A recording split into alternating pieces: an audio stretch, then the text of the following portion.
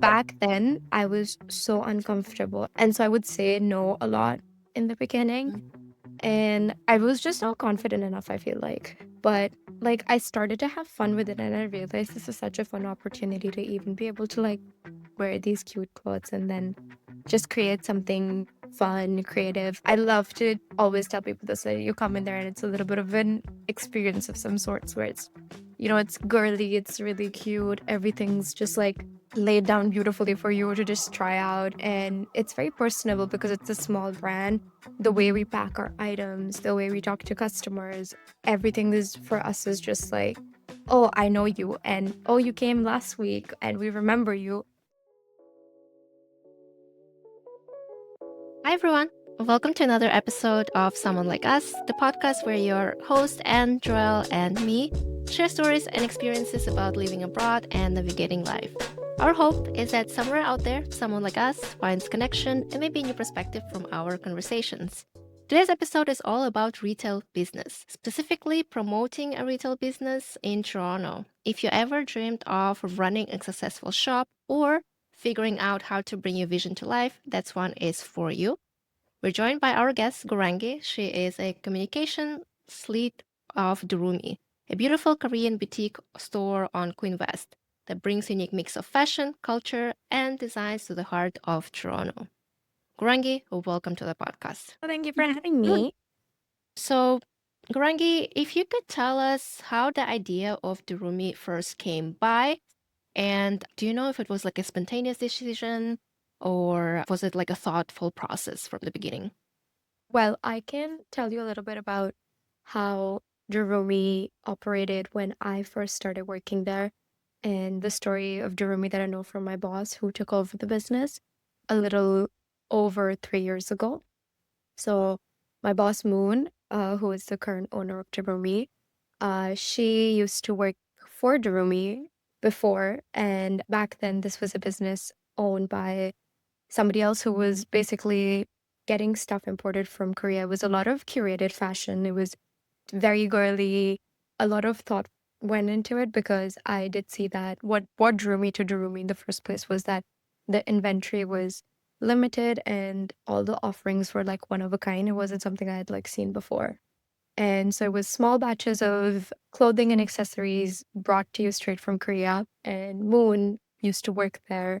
And from working there, she decided to take over the business because Queen West, when it comes to like rentals there, it's extremely expensive and small businesses don't always thrive well in this economy. Yeah. Well, the previous owner wanted to kind of, from my understanding, give up on the brand. But that's where Moon decided to take over the business. And she had only been open for almost a year and a half when I joined in. And what drew me the most to Durumi was, of course, it was really good fashion, something that's resonated so much with my personal style. And the second thing was definitely the business model where it was like one size. It was a lot of clothing items that I had never seen before, and the way the store was curated was very beautiful. Everything from the decor is super vintage, the way everything was displayed, and the kind of warmth you feel when you do enter the store first. It feels more of like an experience than just, you know, shopping just to spend money. It was more like you're entering a beautiful place, a very pretty store with a lot of cute girly stuff. And that's when I knew, oh, this is like something so different and something so unique to be a part of. So it started on a very small scale, but that's my understanding of Durumi and how it has, moved forward as a brand in Toronto. It's now, I feel like a very well established brand, especially within the Queen West community, which is so beautiful to share with the owner and my other coworker. Yeah, that's pretty much it. You are currently a communications lead. Could you tell us a little bit how did you get there? How did you find yourself in retail and specifically in this store? And do you have some kind of background in communications as well? I just started working at Durumi as a part-timer. I worked retail for 2 years before I joined Durumi. As soon as I got to Canada for my education, which was in fashion at TMU. So Gotcha. I, Yeah, I'm a fashion major. I'm a fashion graduate. So my specialization in school was fashion communications. And yeah, it was a lot of fun stuff. Like I was doing a photography class, art direction, publication design. We also took a class where it was just fashion branding.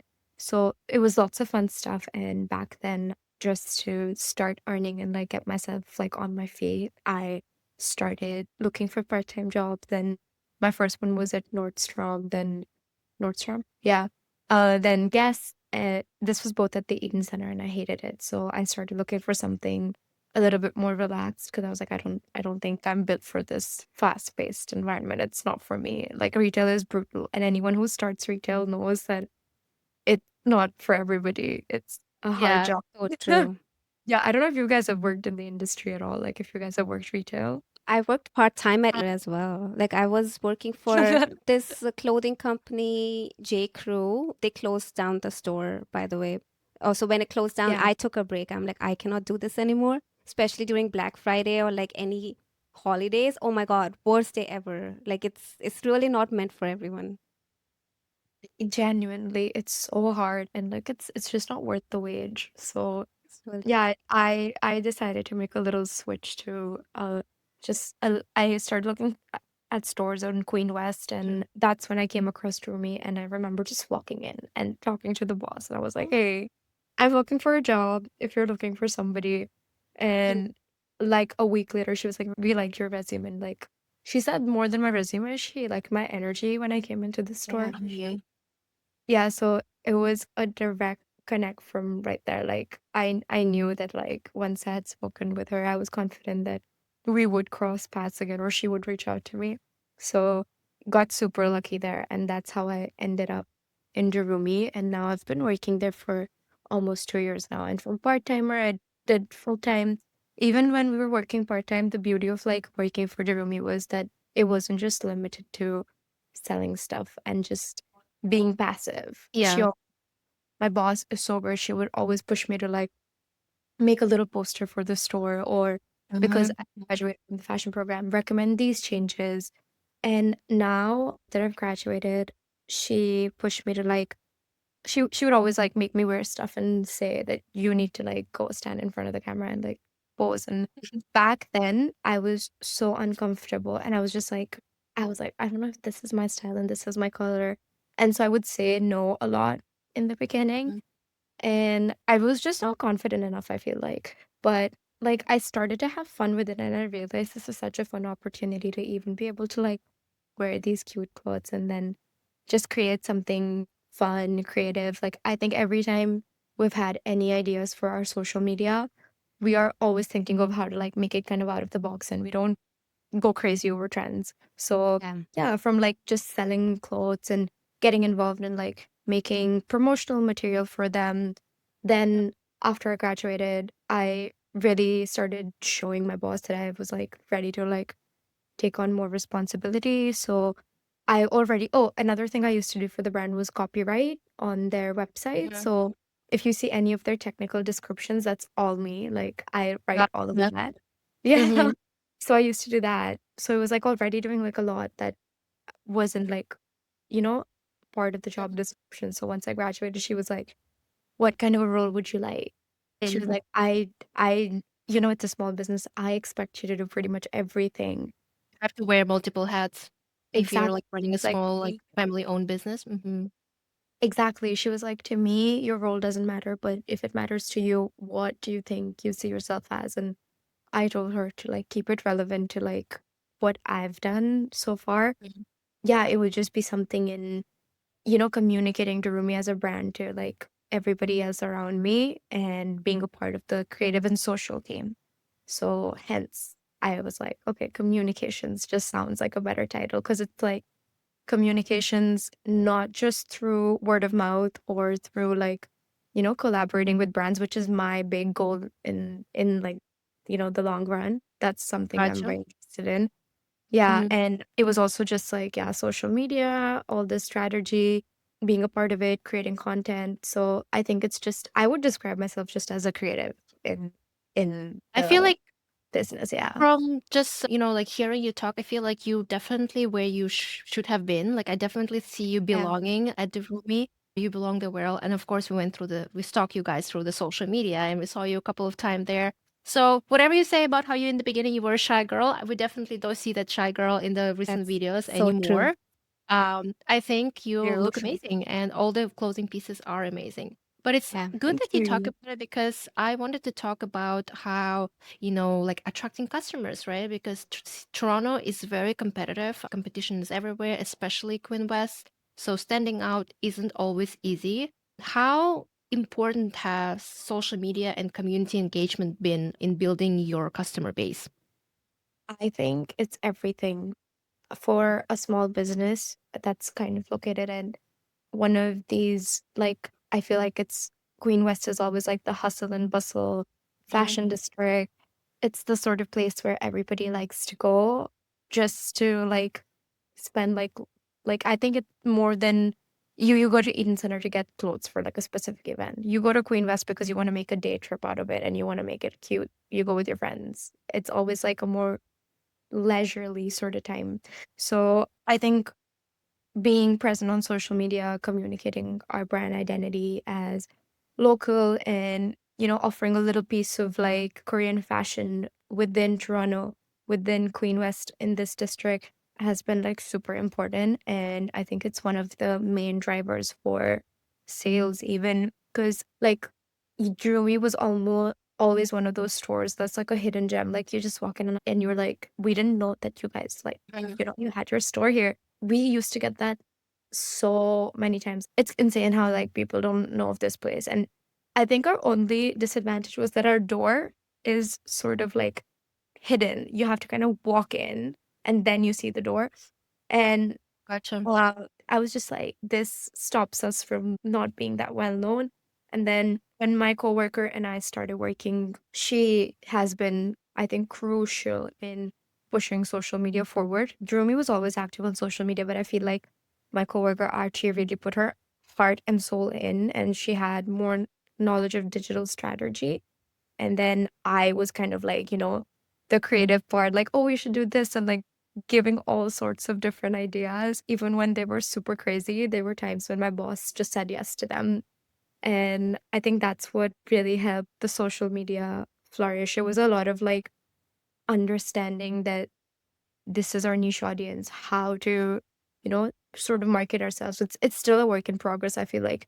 With Durumi, social media plays such a crucial role, and we're trying to see and figure out how to do it the best way still. What do you think keeps people coming back instead of just visiting you guys once?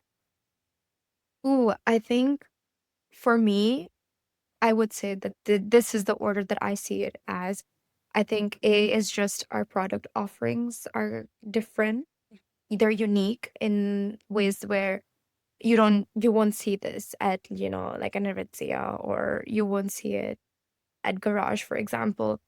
And then it's limited quantities. So like knowing that this product was there, and then once, the shipment's done, we usually don't restock it unless it gets extremely popular. So once it's all done, you don't see the product anymore. And that sort of like is always like, Oh. oh, that's so interesting Mhm. factor.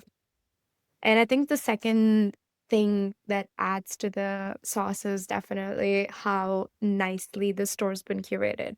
Like I love to always tell people this, that you come in there and it's a little bit of an experience of some sorts where it's, it's girly, it's really cute, everything's just like laid down beautifully for you to just try out. And it's very personable because it's a small brand.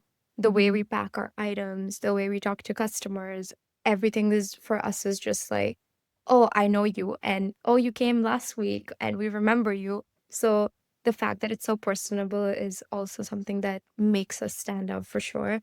Yeah, and like so the experience of it, like we even have a photo booth Yeah, I in was one of just our gonna photo. say. It's so random, but it's so much fun. And yeah, like I remember Moon telling me to make a little video for it, and we had no idea it would blow up so much. And now like we have a lot of high schoolers coming in.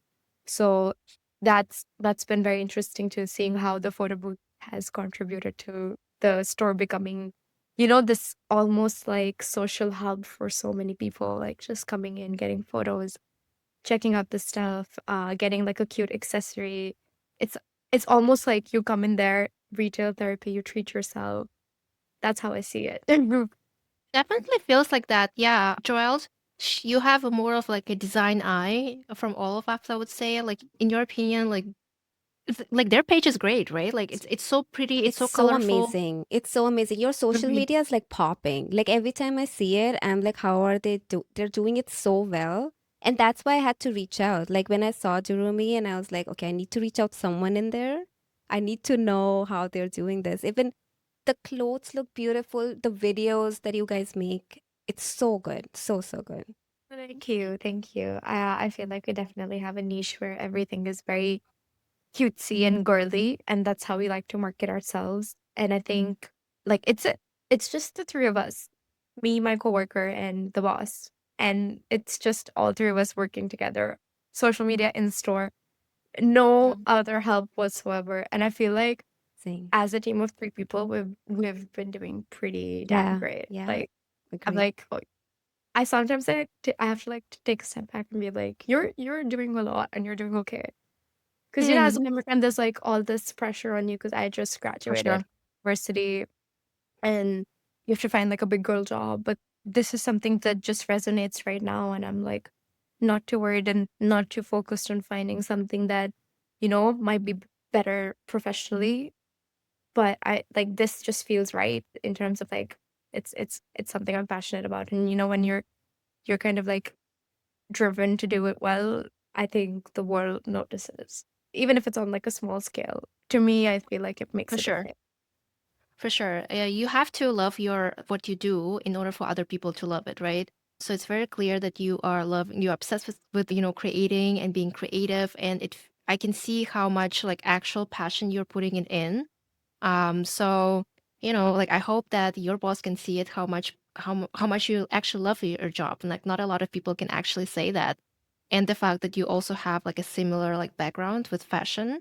Were your parents okay when you told them that you want to study fashion? Because we know our Asian parents, right? We all know that they want lawyers and doctors. How did they react when you said that you want to work in fashion? Oh God, I get this a lot. I get it all the time. And I'm very fortunate that I come from a family where my mom and my dad were always just incredibly supportive of whatever I wanted to do. I wasn't the most brilliant student growing up. However, when high school started, I suddenly became very academically inclined. It was great for my academics because I started scoring really good grades and I was doing really well. But mentally, like I was just so unsure what I wanted to do in life, and I would just always feel like underconfident. So back then I had no idea what I wanted to do. And so COVID hit, and that's when I had just finished school and I had to start university. And I was still applying to fashion colleges in India, but it was just so competitive. I knew that I was never 100% interested in just design, but back then it didn't even feel like an option. Another thing I was really good at was, well, in academics, I used to get like amazing grades in psychology, and I scored like a perfect 100 in 12th grade. So I Amazing. Girl. thank Amazing. you. So I was like, oh, maybe this is it. This is the field for me. So I got enrolled in a really good university within a really good college within Delhi University, which is like one of the like big names back home. Yeah. Yeah. So I started there and it was COVID and it was online, and just the course material felt repetitive. It felt like school again. It felt like I just had to like, write papers, and I started asking myself if I see a career in this, and back then I did not have an answer. But I told myself that, eventually it's going to grow on me and I'm going to start liking all of this. But once COVID hit, it was actually my dad who started pushing me to apply to universities abroad. He really wanted me to Awesome. like go abroad because my sister, my cousin, Who that? like, Yeah, go yeah, dad. my cousin, she was studying abroad too, and she had done so well, uh, just being here in Toronto. he wanted the same for me. He was like, if I can send you abroad, I want to send you abroad. I don't know why. I see you in Canada and not here. And back then I was so adamant. I was like, why is he making me do this? I don't know if I want to do this. Mm-hmm. And there was just one legitimate fashion program in all of Canada, which was at TMU. Like degree wise, TMU is like the only university that has a proper 4-year program. And he really pushed me to apply for it and apply to a lot of other psychology courses too, which was again super easy to get into for me because I was like, okay, I have the grades, I have to write essays. Like, sure, like anybody can do that. It just takes like a little bit of convincing the university that you're like a good fit. So I got into Yeah. like a bunch of universities for their psychology program. It was like UBC, Waterloo, York University, and then I also got into TMU for their fashion program, and I got an entrance scholarship, which was like a little cherry on the top. So Amazing. thank you so much. And then like my dad was really happy. Well, he really helped me. He was like, you need a portfolio. You if you need help with getting a portfolio made, go for it. So I want to like Amazing. I specify that it wasn't like just me. I think I'm very lucky that my dad was like pushing me. Somehow I've come this far and it's become like crystal clear as years have gone by, like what I want to do with my life, how I envision myself. And I just feel like I just have so much to achieve and I owe it all to my parents. So, especially my dad. So I am very, very grateful that they, had the faith in me back when I did not. This is just proves that like you have to support your children's like whatever they want because like it just makes us happy, right? Like if they support you, he pushed you, and now look at you, like you've achieved so many things, and I'm sure that there's going to be so many other things that you will achieve in the future. So honestly, I feel like Thank this you. is a success story by itself already. Thank you. Thank you for saying. Yeah. How do you think your background influenced the way you run Durumi now? Do you think that you have brought something from back home and it helped you to be as successful as you are right now with Durumi? Ooh, that's a very brilliant question, and I feel like that's something so creative really like pushes me to think Mhm. how what I've actually added to Durumi. I think what really set us apart as immigrants is that, like we know the struggle, we know what it Mm, takes to just get here and be accepted as well, I'm not even a citizen yet. I'm just like even if I do become a citizen at some point, it just feels like you're a second class citizen here. You're you have to like do a lot to just, you know, prove yourself and fit in. So when I first like interviewed with Moon, she was like, "You're like, how is your English so good if you're an immigrant?" And then my little fun fact for her was that, yeah, like in India, there's a lot of us who are very fluent in English. We're able to like 78% of the population knows yeah. how to talk. Lucky for me that I like grew up liking languages and just like Mhm. I was like growing up, I wanted to become an actress. Like when I was a little kid, I was like, I want to be like anytime someone would ask me, what do you want to be? I was like, an actress. So uh, I just had this knack for like carrying out conversations and like speaking a certain way. And when I came here, I just found myself like in a spot where I was like surrounded by a lot of people who spoke differently, looked different. And my first rooming experience was with like 4 different girls, and they were all Canadian.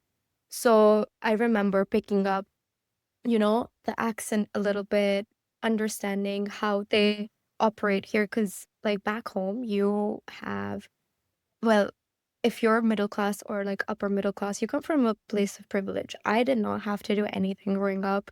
And coming here was just like such a big change in circumstances where you learn Sure. everything from scratch.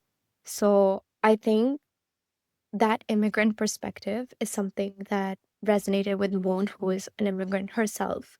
And being able to, you know, hold that job and understand the kind of responsibility you have as somebody who needs to, when I started as a part-timer, I was like, I am in this job because I'm trying to pay my rent. like myself Yeah. now. Yeah. Cannot You rely on try to my survive. anymore. Yeah. So I was Mhm. like, that's how it started.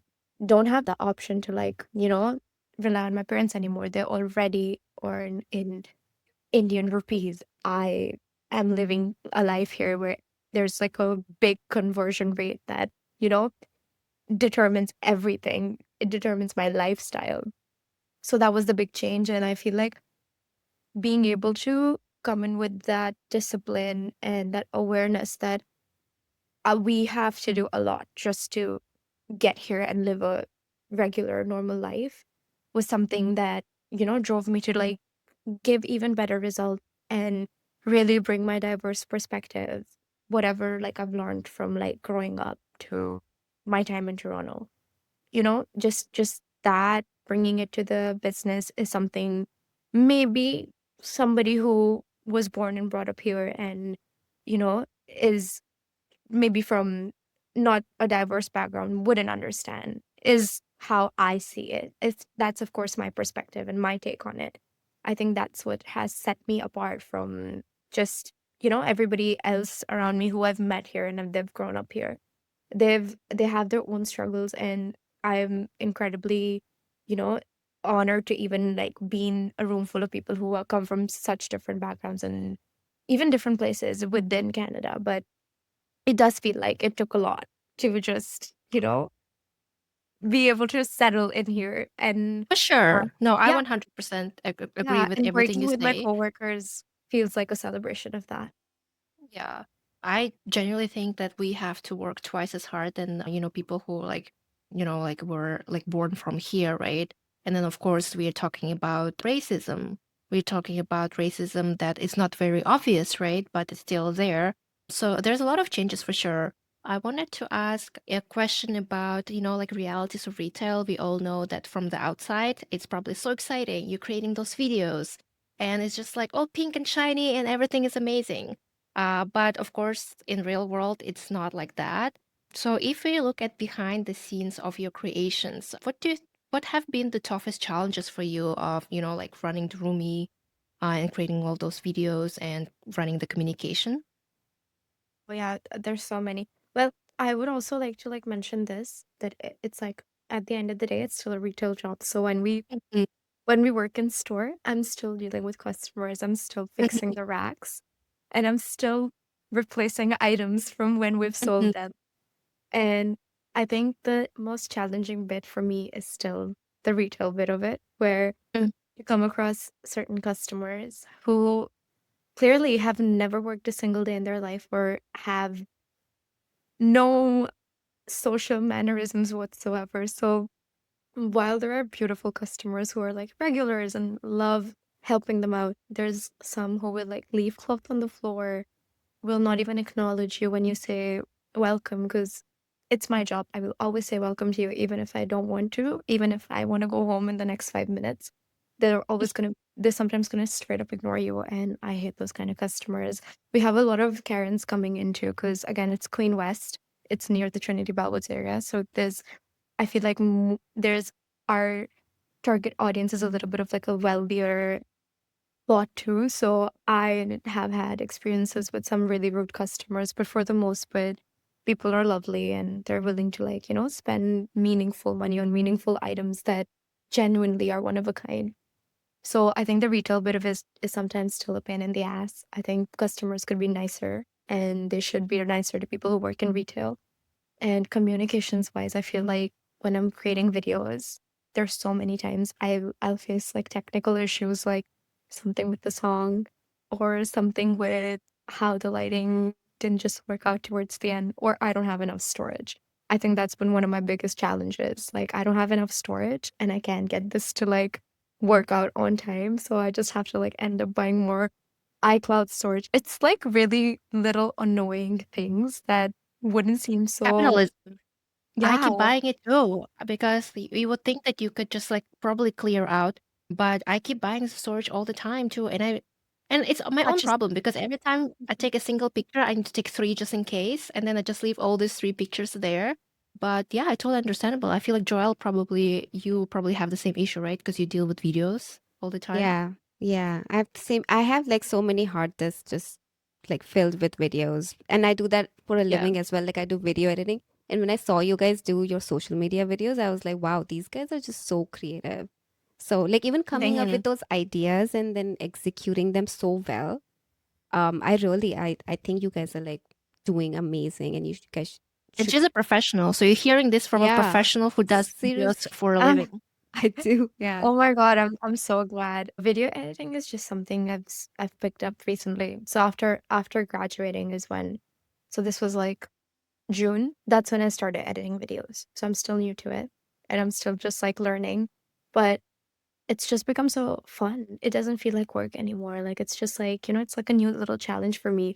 Like the recent one I did, just we posted just today, and I had to like figure out how to keep like the light inside I the loved it. washer. I was just thinking Thank that. you.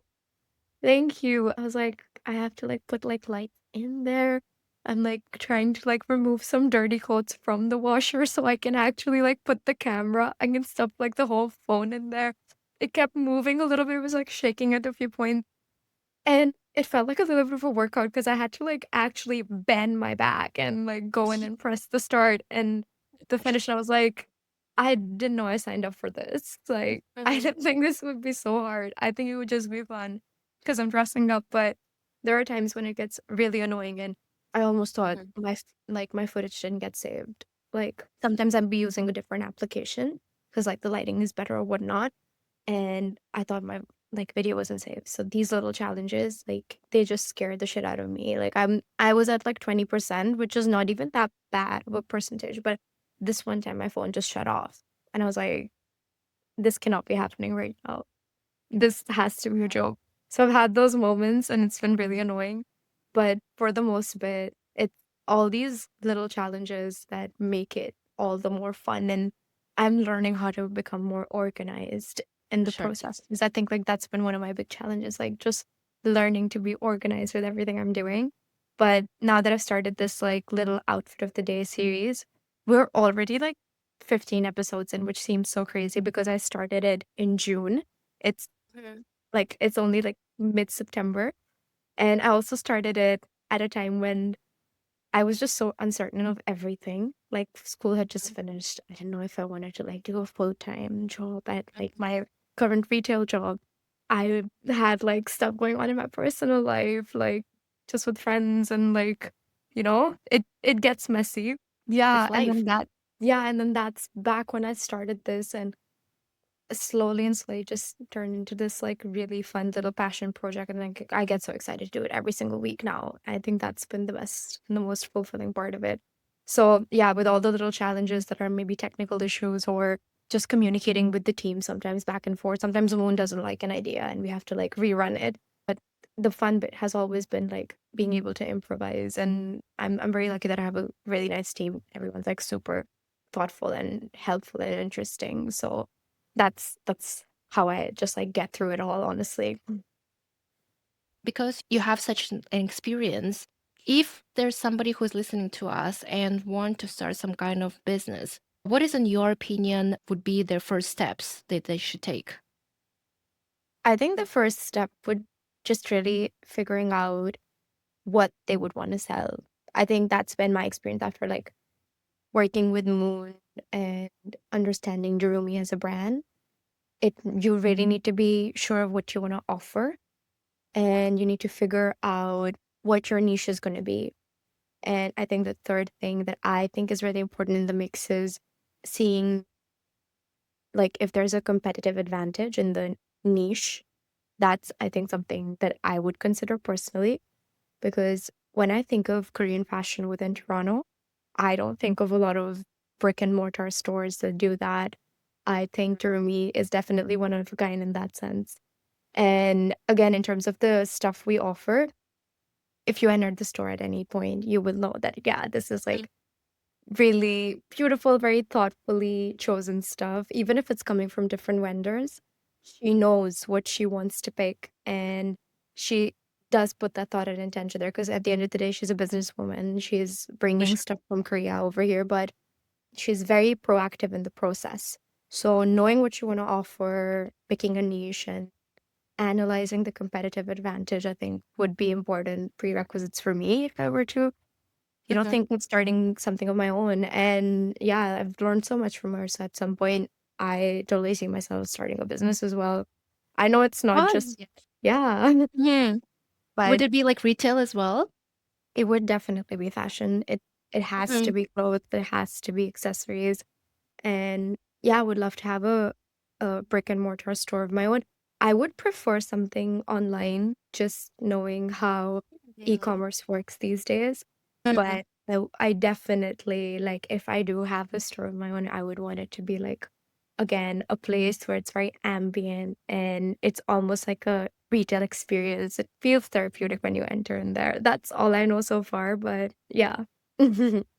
No, I feel like it's for sure it's very important to be on brand. Like a lot of people, they discuss like branding is exceptionally important, and also sticking to the brand. Yeah, make sure that whatever message you're trying to send to other people, you're staying close to that message. It's interesting because I did wanted to ask you, Garangi, if you want to open a retail store as well. If the store that you would open be like for focus on Korean fashion, or maybe where are you from? Of course, my background is that I am from India. I'm from Mhm. I like to say the capital, Delhi, but, or to be very honest, I'm from the NCR region. I'm from a city called Noida, and I feel like I need to clarify this if this is going on social media, because I get so much hate for saying, oh, you're not from the capital. So, oh, if I were to like open something in the future, I think it would be Please. like a weird fusion of my style here, but it would have some sensibilities from back home. I feel like I would definitely incorporate very, very subtle things from back home, whether it's like accessories or bags. I don't see myself doing like a proper Indian embroidered textile outfit, but I would make sure that I would offer some sort of representation, and it needs to be there. My last question would be, what was the biggest lesson that you've learned from just being in retail and being in DURUMI specifically? I think my biggest lesson has been, I think my biggest learning is I have learned how to interact with people of all sorts. I think people who work in retail just learn how to conduct themselves professionally and they're able to become amazing, amazing at just conversations. And I think if you are in retail, you have to be a people person to be able to do this job. I like retail in so many ways because I genuinely like talking to people and I'm someone who's curious to just like, even make small talk. And I feel like there's almost every single time you have small talk with somebody, there's an opportunity to take something away. It could be something fun, witty, anything. And I think being able to just learn how to conduct myself, talk, I don't know, just like showcase myself. That's something I've learned a lot. And the second thing I've learned, which I think is just equally as important, if not, is just to be very kind. I think if you're not a kind person, you're not going to do your job very well because at the end of the day, you're catering to customers. You have to provide like a good customer service. And there are times when I just feel like I've dealt with so much, but I remind myself that, they come first and I have to be kind at the end of the day. And like I have to do my job as well as I can because I am the one Hmm. providing services. So I think Hmm. that's another big takeaway. Yeah. And what advice could you give to someone who may be thinking about starting their own store, whether it is a physical shop or a or e-commerce, but doesn't know where to begin? I don't know if I'm like eligible to give advice, and I'm like super grateful that you even consider I could like give advice, but I mean, you know more than us. I'd start with that. starting something of their own. I think they should just always be willing to they need to be flexible first off because I think starting something of your own means a lot of hurdles coming your way. So being able to adapt, having a personality that's adaptive is super important. So being flexible, adaptive, super important. And I think if they're starting something of their own, they're already big risk takers, which is what you need. Like you need that sort of you have to have that faith in yourself and you need to be gutsy enough to just like put yourself out there. So if they're doing that, like kudos to you already. You're doing amazing. So I think the first one's just like be flexible, be adaptive, and the next one would actually be still be really organized at the same time. If you don't have an entire blueprint in mind, things can get really almost you can almost have these like little blunders that you probably did not even see, like, coming your way. So making sure you do have a blueprint of your financials as well as like how you're going to organize your business, and just like having a blueprint is so important, I would say, because this is what I've learned from like big and small companies. Like, you need to know what the face of your brand needs to look like. You have to have a clear vision. So yeah, that I guess that's what I would have to say. That Amazing. was the perfect answer, in my opinion. So, yeah, that was our conversation with Garangi from Durumi Store. Now, running a business in a city like Toronto takes courage, creativity, and resilience. And we hope that Garangi's stories gave you a little bit of an insight into what really goes behind the storefront. Thanks again, girl, for joining us. Of course, I've just It like was, yapped, and it just like spoke my this is what we mind. do, I and spoke this my is mind. why It was we're really fun. It was like really insightful, even for me in so many ways. I feel like I got like little nuggets of like, what it's been like by having this conversation with you guys. So thank you for having me. It was absolutely a pleasure to talk to you. We learned lots from you. Thanks again, Garangi, for joining us, and thank you for listening to Someone Like Us. Don't forget to follow us on your favorite podcast app and share this episode with someone who's been thinking about what is it like to run a retail business. We'll catch you next time on Someone Like Us.